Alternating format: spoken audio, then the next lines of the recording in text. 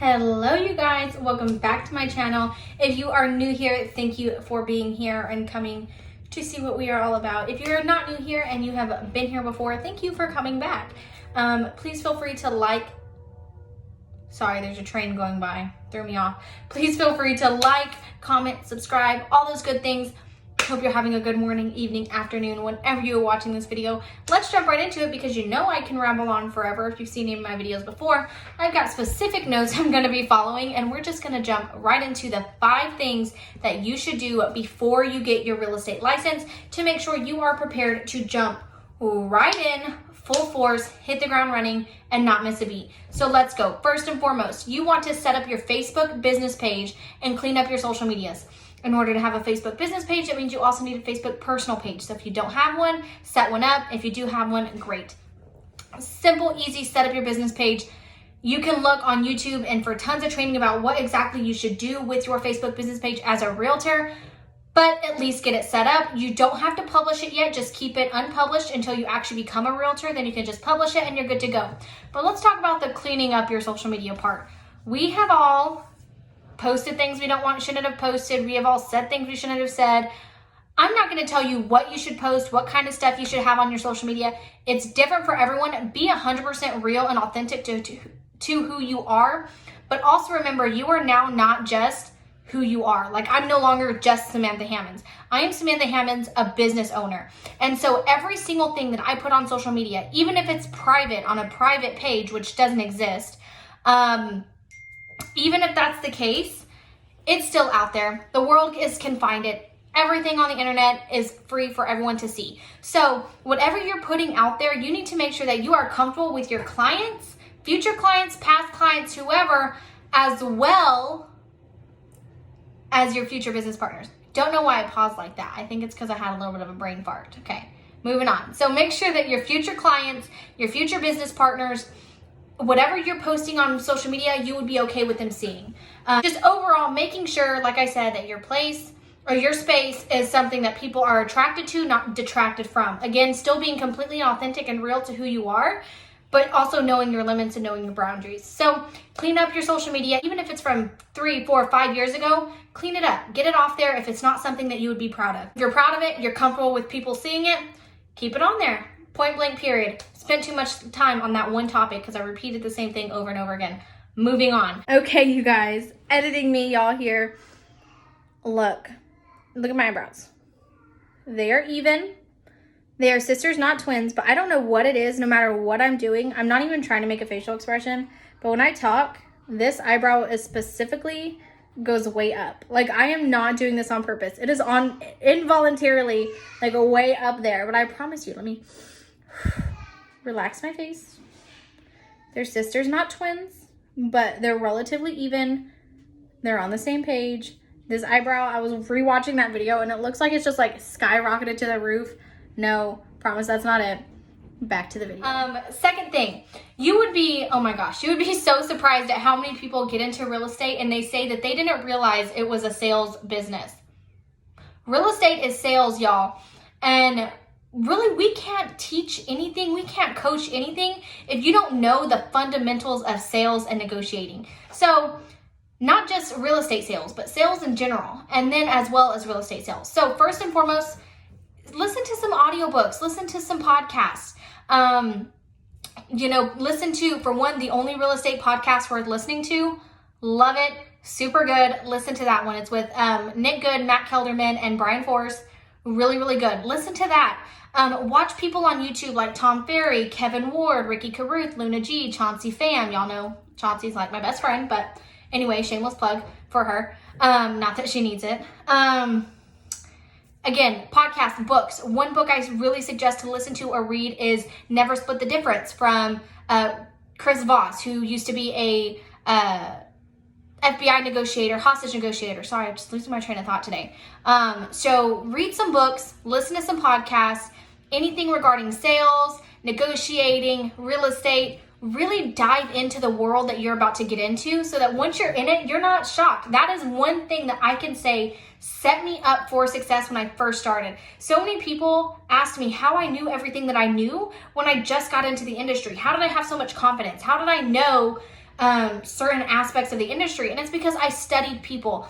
For one, I started following people that were super successful in the industry that I wanted to be like. And then I listened to these podcasts. I read the books. I listened to the audiobooks. I listened to the YouTube videos and watched them and kind of got a feel of what all sorts of different people were doing, so that when I jumped in, I kind of felt like, I didn't feel like an expert. I still don't feel like an expert, but I kind of felt like I knew what I needed to do in order to gain my own experience, my own knowledge. So get a handle on sales and negotiating in the real estate industry. So that's number 2. Number 3, which is super, super important, is to get your life in order. And what I mean by that is when you first get licensed, it is hectic.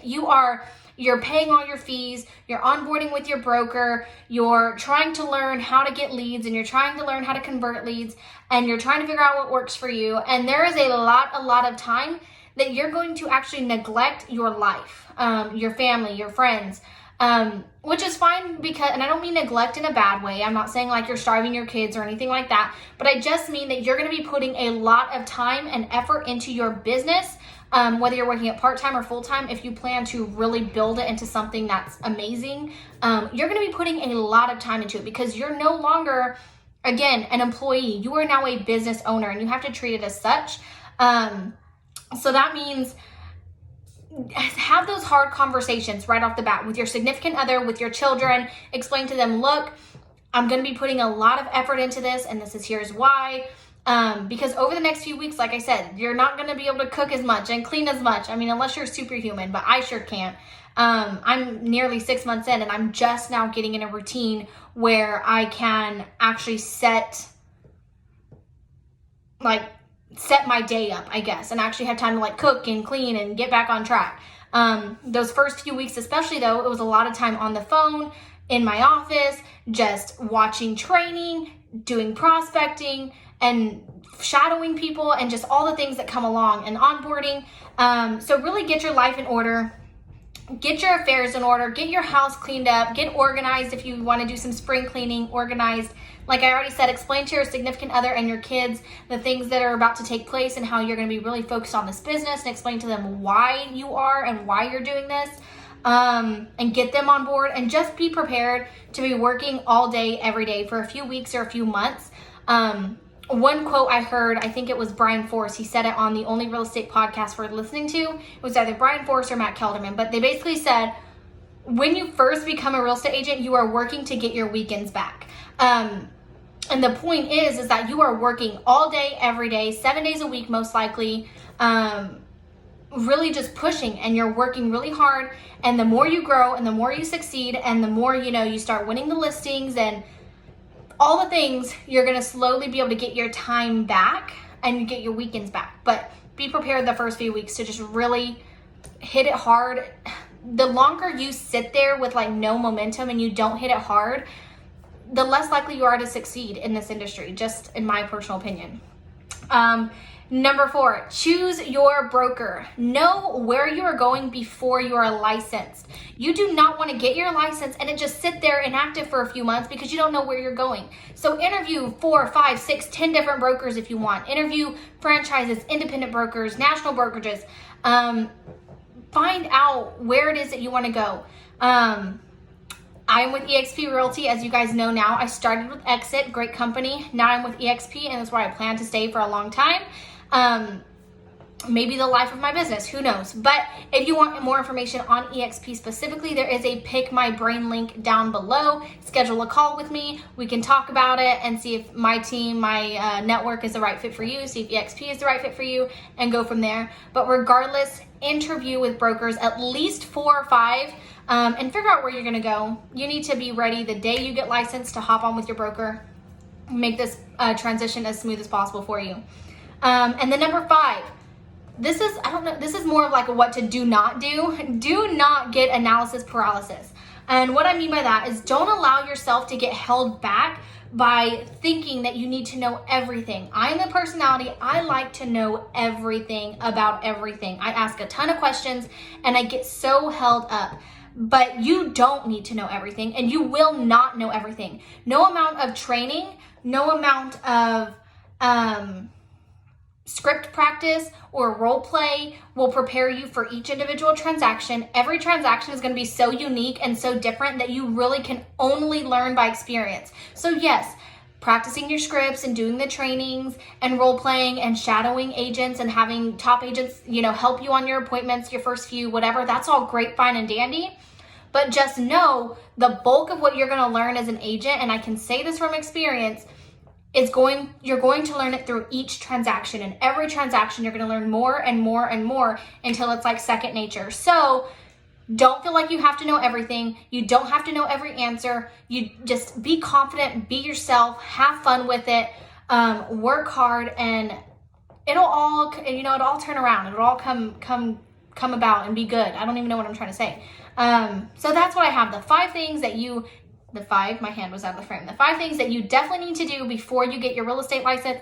This video is a little bit longer than I planned for it to be, but I hope you got some value out of it. If you have any questions whatsoever, please comment below, like, subscribe, all that good stuff. I'll put all my links below, and I hope you're having a great day. Again, be blessed, and I'll talk to you soon. Bye.